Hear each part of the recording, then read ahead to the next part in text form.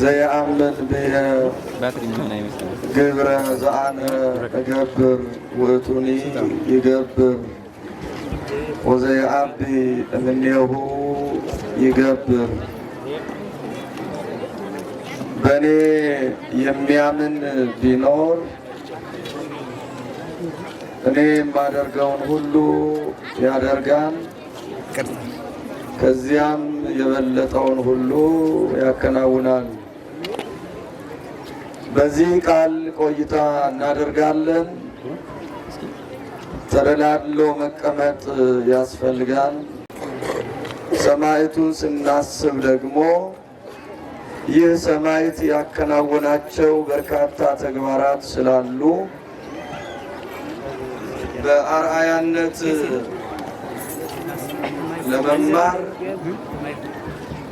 አርአያ አድርገን መከተል እንድንችል ሰማዕቱ በተጋድሎ ዘመኑ፣ በተጋድሎ እድሜው፣ በተጋድሎ ጊዜው ምንድነው ያደረገው? ዛሬስ ምን ስለሆነ ነው እንዲህ ያሰባሰበን የሚለውን በዚህ ቃል እንዋጃለን ማለት ነው። የቃሉ ተናጋሪ መድኃኔዓለም ክርስቶስ ነው። ቃሉን የምናገኘው በዮሐንስ ወንጌል ምዕራፍ 14 ከቁጥር 12 ላይ ነው። መድኃኔዓለም ክርስቶስ ይህንን ቃል የተናገረ ለመጀመሪያ ጊዜ ለደቀ መዛሙርቱ ነው። ደቀ መዛሙርቱ ከእነርሱ በሥጋ እንደሚለያቸው ሲናገር ተስፋ የመቁረጥ ስሜት አድሮባቸው ነበር። ይህንን ተስፋ የመቁረጥ ስሜት ከላያቸው ለመግፈፍ እንዲህ አለ። በመጀመሪያ እኔ እንግዲህ አርግ ለልየ ሀበ አቡየ ወአቡክሙ ወሀበ አምላኪየ ወአምላክክሙ፣ እኔ ወደ አባቴ ወደ አባታችሁ አርጋለሁ፣ ወደ አባቴ ወደ አባታችሁ ወደ አምላኬ ወደ አምላካችሁ እሄዳለሁ። ነገር ግን እንዲህ ስል ተስፋ እንዳትቆርጡ እያድገክሙ ትኩኑ እጓለ እማውታ፣ ወላጆች እንደሌላቸው ልጆች እንዲህ ተስፋ ቆራጮችና ተቀባዝባዦች እንዳትሆኑ ደግሞ ተስፋን እሰጣችኋለሁ። ካዕበ እመጽእ ወእነሣእክሙ፣ ዳግመኛ እመጣለሁ እናንተንም እኔ ወደምሄድበት እወስዳችኋለሁ። ውስተ ቤተ አቡየ ብዙ ማኅደር ወምዕራፍ ቦቱ፣ በአባቴ ብዙ መኖሪያ አለ፣ ለእናንተም ይሆን ከእናንተም በላይ ለበዙ ሁሉ የሚሆን ብዙ መኖሪያ፣ ብዙ ማደሪያ፣ ብዙ ማረፊያ፣ ብዙ በዓት አለ፣ ወደዚያ ወስዳችኋለሁ እያለ እያስተማረ የመጣ ነውና በመጨረሻ ግን ይሄ የእሱ መምጣትና እነሱን የመውሰድ ጊዜ መካከል ብዙ ረዥም ጊዜ ስላለ እስከዛው ግን አለ በእኔ የሚያምን እኔ በዚህ ምድር ሳደርገው የነበረውን ነገር በሙሉ ያደርጋል። ሙት አንስቼ ከሆነ ሙት ይቀሰቅሳል፣ ለምጻም አንስቼ ከሆነ ለምጻም ያነጻል፣ እውር አብርቼ ከሆነ እውርን ያበራል፣ ጎባጣን አቀንቼ ከሆነ ጎባጣን ያቀናል። አጋንንትን አውጥቼ እንደው እሱም አጋንንትን ያወጣል። እኔ በእኔ ያመነ ይህን ሁሉ ነው የሚያደርገው። ስለዚህ እኔ ወደሚሄድበት ለመሄድ፣ እኔ ወደ ደረስኩበት ለመድረስ፣ እኔ በሚሄድበት ለመራመድ በእኔ ማመን ያስፈልጋል። በእኔ የምታምኑ ይሄ ሁሉ ይሆንላችኋል፣ ይህ ሁሉ ይደረግላችኋል። በእኔ ማመን አስፈላጊ ነው ብሎ ከኋላው የሚመጡ ሰዎች ሁሉ በሱ እንዲያምኑ ጋበዘ ማለት ነው። ለዚህ ዛሬ ይህንን ቃል መነሻ ስናደርግ ማን እንዴት አምኖ ምን ስላደረገ ነው የሚልን ለማየት በመጀመሪያ እዚሁ ቃል ላይ በእኔ የሚያምን ብሎ እኔ የማደርገውን ያደርጋል ብሎ የቋጨ አይደለም፣ ከእኔም የበለጠ ያደርጋል የሚል ቃል አለና ከጌታችን ከመድኃኒታችን ከኢየሱስ ክርስቶስ የበለጠ ስራ ሊሰራ የሚችል ማን ኖሮ ነው እንዲህ ማለቱ የሚል ጥያቄ መነሳቱ አይቀርም። ይህንን መተርጉማነ ቤተ ክርስቲያን ወይም ደግሞ መተርጉማነ ቅዱሳት መጻሕፍት እንደዚህ ብለዋል። እውነት ነው፣ ጌታችን መድኃኒታችን ኢየሱስ ክርስቶስ ያላደረገው የሰው ልጅ ሊያደርገው የሚችለው ነገር የለም። ነገር ግን ከኔ የሚበልጥ ያደርጋል መባሉ እሱ ሙት ቢያነሳ ሕያው ባህሪ ነው፣ ሞት የባህሪው አይደለም። ስለዚህ ሙታንን ቢቀሰቅስ አይደነቅም። እሱ ለምጻሞችን ቢያነጻ የባህሪው ነው። አጋንንትን ቢያወጣ የፈጠራቸው ናቸው። ይሄ ሁሉ የባህሪ ገንዘቡ በመሆኑ አይደነቅበትም። ነገር ግን ሰው ራሱ ለምጻም ሆኖ ሳለ ራሱ በደለኛ ሆኖ ሳለ ከበደል ነጽቶ ተገኝቶ ለበለጠ ክብር በቅቶ ሙትን ሲቀሰቅስ ይደንቃል ይገርማልና ከኔ የሚበልጥ ያደርጋል አለ ብለው ተርጉመዋል። ይህ ብቻ አይደለም። ጌታችን መድኃኒታችን ኢየሱስ ክርስቶስ በዚህ ምድር ለ3 ዓመት ከ3 ወር ነው በታወቀ በተረዳ በጎላ ሁኔታ ስራውን የሰራው። ምንም እንኳ ከኋላ ያሉ 30 ዓመታትም በሕፃንነት እድሜው በተአምረ ኢየሱስ ላይ እንደምናነበው ብዙ ተአምራትን ያደረገ ቢሆንም እነዚህ ቁጥሮች ስንደምራቸው እድሜያቸው ያጥራል። አዎ ከጌታችን በኋላ የሚነሱ ቅዱሳን ግን እድሜ ዘመናቸውን ልክ በቅተው ነቅተው ከተገኙ ስራ የሚሰሩ ናቸውና ከኔ የበለጠ በተአምራት ቁጥሩ የበረከተ ስራ ይሰራሉ ሲል ከኔ የሚበልጥ ስራ ትሰራላችሁ በእኔ ካመናችሁ የሚል ቃል ተናግሯል ሲሉ መተርጉማን አስታርቀዋል። ይህን ብለን ታዲያ ከዛሬው ጋር ምን ያገናኘዋል ካልን እንግዲህ ሊቀ ሰማዕታት በመባል የሚታወቀው ሰማዕት ቅዱስ ጊዮርጊስ የሰማዕትነት ጉዞውን የጀመረው በ20 ዓመት ዕድሜ ነው።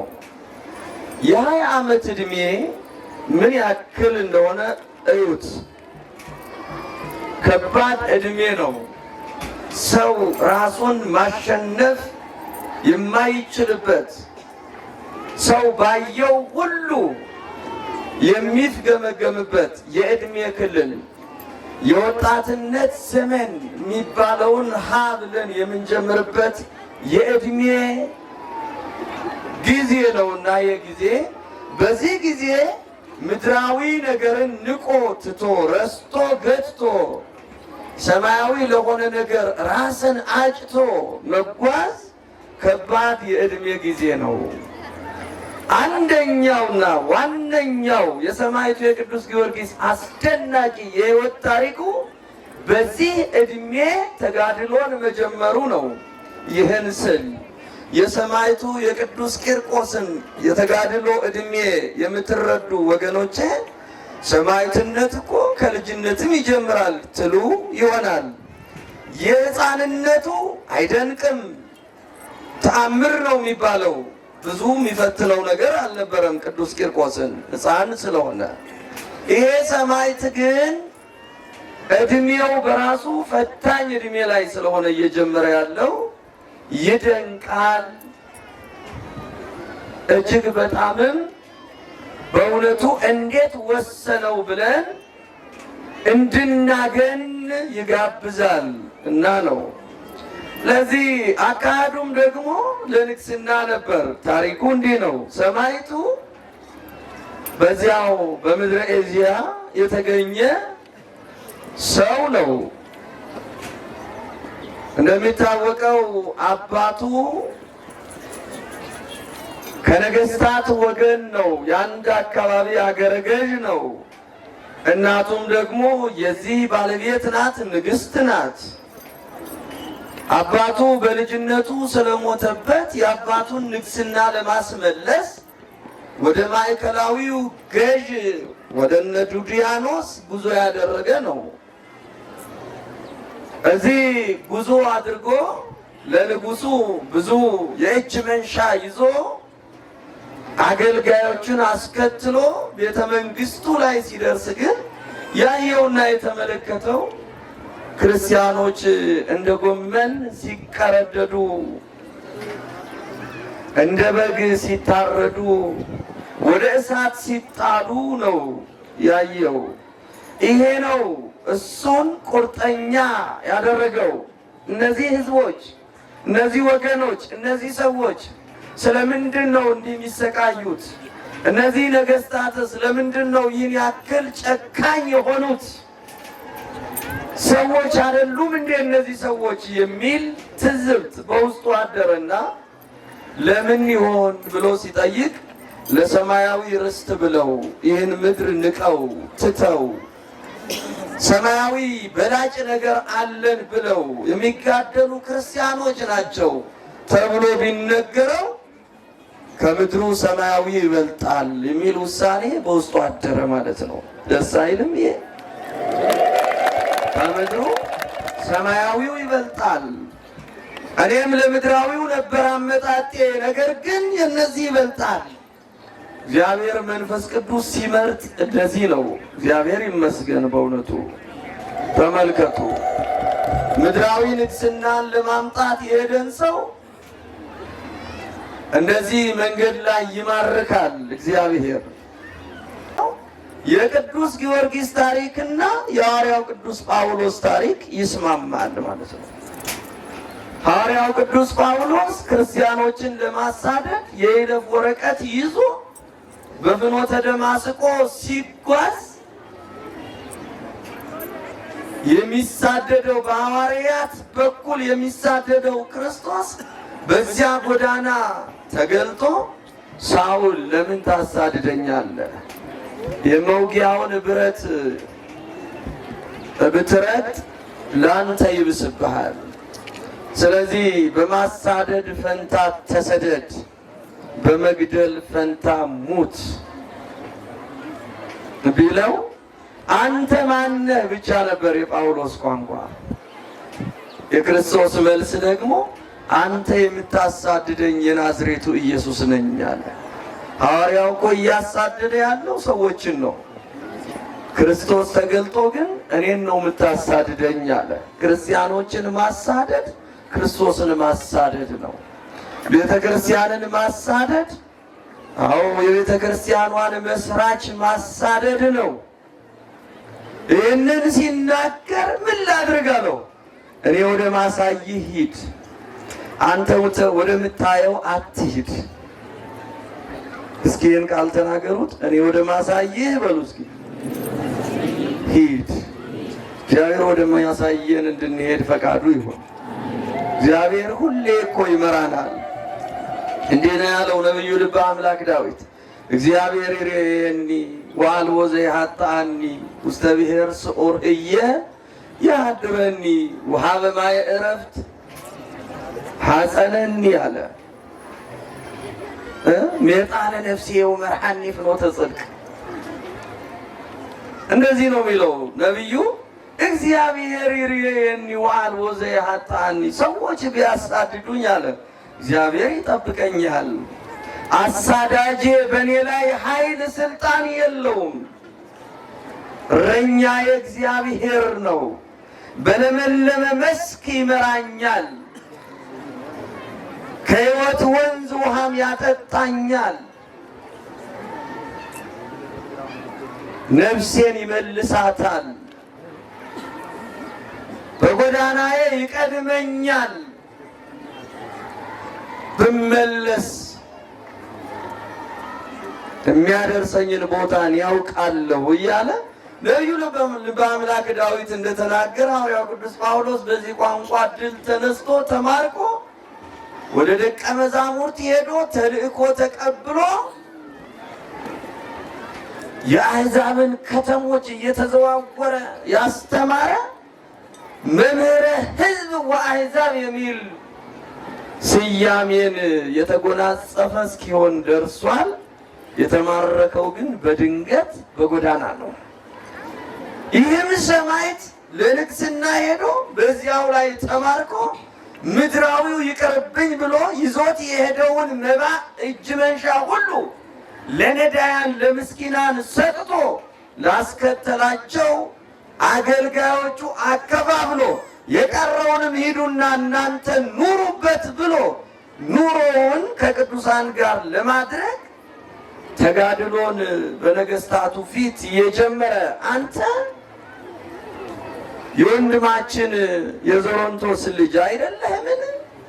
ምን አመጣ እዚህ ተብሎ ቢጠየቅ ንግስናን ለመቀበል ግን የእናንተ ንግስና ለሰዎች የማትመች ለሰው ሰው የማትሆኑባት መሆኗን ስመለከት ከእናንተው ይልቅ የእነሱን መረጥኩ አለ። ከሕይወት ይልቅ ሞትን መረጥኩ፣ ከንግስና ይልቅ እሳትን መረጥኩ፣ ከመኖር ይልቅ ማለፍን መረጥኩ። ከእናንተ ጋር ህብረት ከመፍጠር ይልቅ እናንተ ጋር ጠጅ ከመጎንጨት ይልቅ ጮማ ከመቁረጥ ይልቅ እነዚህ ጋር የተጋድሎ ህይወትን መረጥኩ ሲል ነገስታቱ እጅግ ተቆጡ። ብዙ ማባበያም አቀረቡ።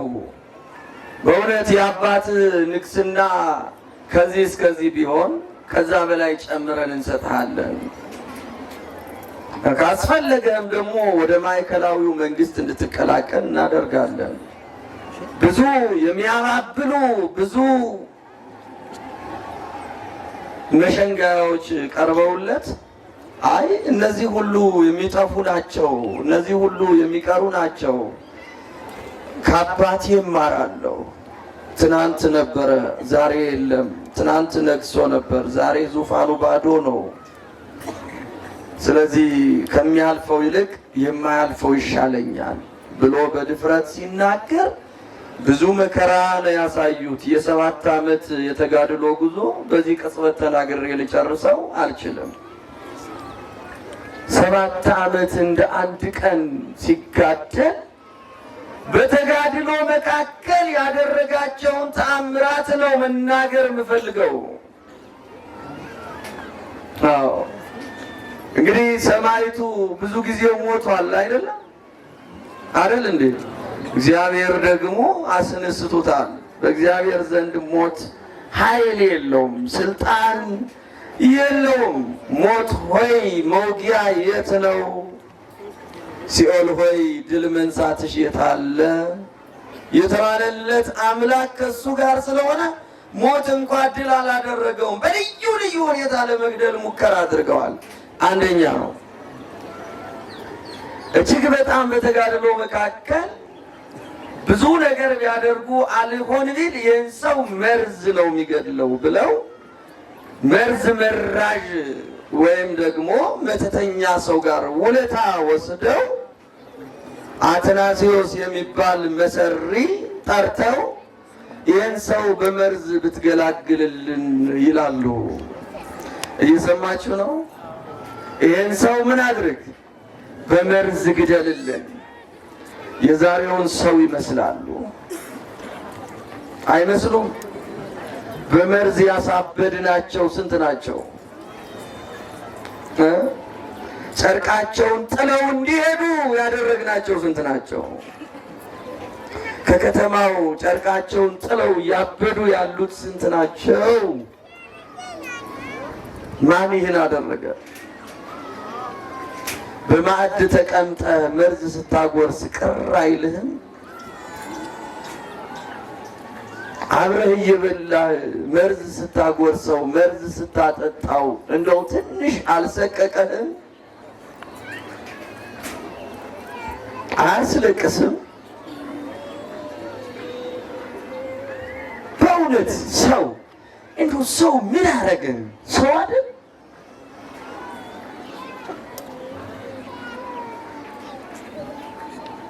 የእውነት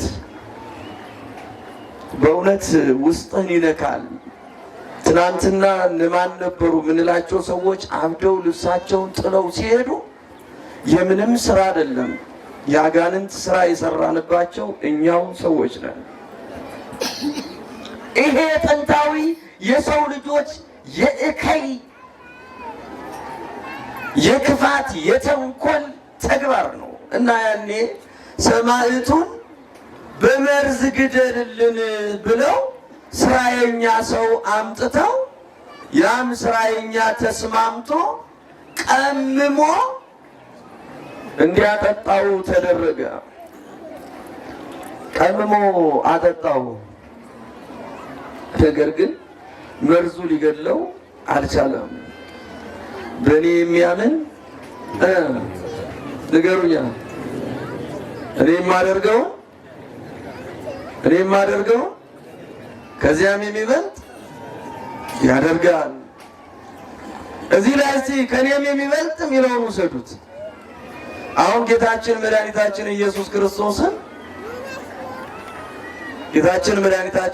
ክርስቶስን ተመልከቱ።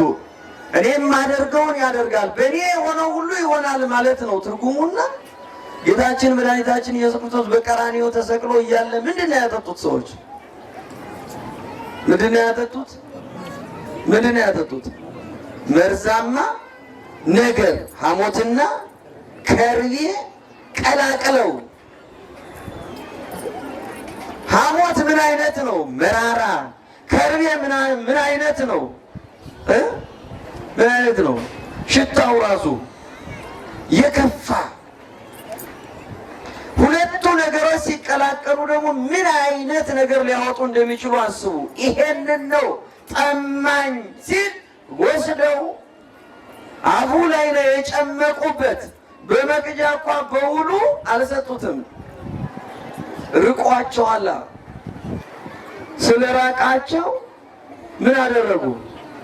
አንዳች ስፖንጅ ነገር ነክረው፣ ዋሊዝ ሊቋጠር የሚችል ነገር ነክረው በስዕሉ ላይ እንደምትመለከቱ ወስደው አፉ ላይ ጨመቁ። ከጥማቱ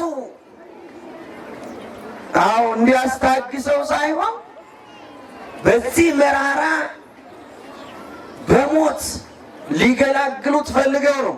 ሰማዕቱንም በቃ የሰው በሌላ አይሞትም በመርዝ ግን ይሞታል ብለው መርዝ በጥብጠው መርዘኛ ሰው በበጠበጠው መርዝ እንዲገደል ከመርዘኛ ጋር ተዋውለው ልክ ሰው አሁን እንደሚያደርገው ሁሉ ሰው መርዘኛ ነው እንዴ እባክህ አድርግልኝ ብሎ ገዝቶ እኮ ነው ሰውን የሚያሳብደው አይደል? እገሌን እንዲህ ብታደርግልኝ ብላችሁ ተዋውላችሁ እኮ ነው። አልቅስ ለራስህ፣ ያ ምንም አይሆንም። ይሄው ከሆነ መጠሪያው በዚሁ ይጠራል፣ ከላይ ግን ይጸድቃል። አንተ ላይ ነው መርዙ የሚቀረው። በእውነት ሰው ላይ ክፉ የሚያደርግ ሰው መጨረሻ እንመጣበታለን። ስለዚህ መርዝ ጠጣ፣ ነገር ግን ተስማምቶት ዝም አለ። እንዴት መርዝ አይገድለውም ካላችሁ የማርቆስ ወንጌል ምዕራፍ 16 ቁጥር 16 ጀምሮ ያለውን ቃል አንብቡ። ያመኑትን መርዝ አይገድላቸውም፣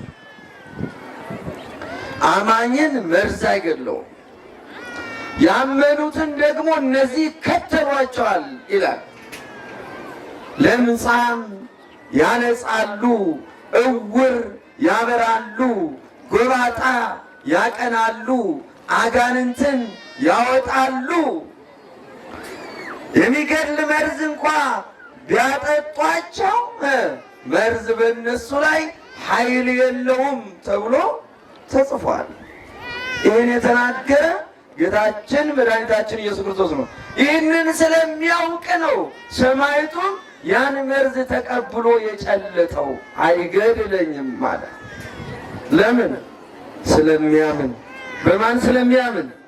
በጌታው በመድኃኒቱ በኢየሱስ ክርስቶስ። ስለሱ ሲል መራራ ስለጠጣው የጠጣውን ስለሚያምን ምንም አይገድለኝም አለ። ዘየአምን ብየ ግብረ ዘአነ እገብር ወቱን ይገብር። በእኔ የሚያምን እኔ የማደርገውን፣ በእኔ የሚያምን በእኔ ላይ የሆነው ነገር ሁሉ ይደርስበታል። ስለዚህ በጌታ የደረሰው በዚህ ሰው ደረሰ። ይሄም ሰው ጠጣ። መርዙ ግን ሊገድለው አልቻለም።